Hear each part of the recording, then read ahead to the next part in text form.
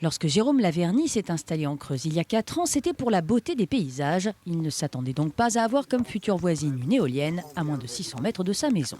Et moi, je recherchais, comme le font aujourd'hui beaucoup de gens qui viennent en Creuse, la tranquillité, le silence, le calme.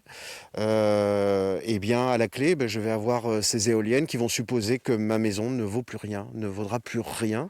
Au total, ce sont 6 éoliennes de 150 mètres qui devraient sortir de terre dans cette zone pourtant peu venteuse au-dessus de Janaïa.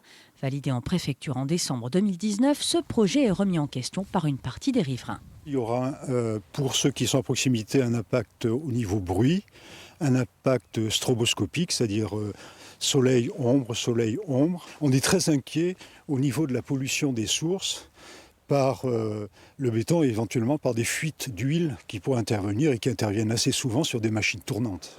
L'association Vent de Business était donc ce matin devant la mairie de Guéret avec une vingtaine d'autres qui composent le collectif anti-éolien creusois.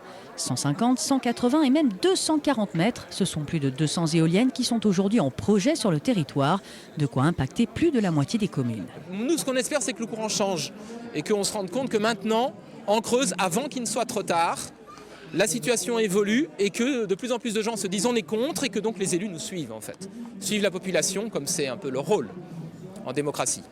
Le collectif espère obtenir de la préfecture un moratoire sur les projets en cours. En attendant, les associations prévoient déjà d'autres actions ponctuelles, notamment sur les sites des futurs chantiers éoliens.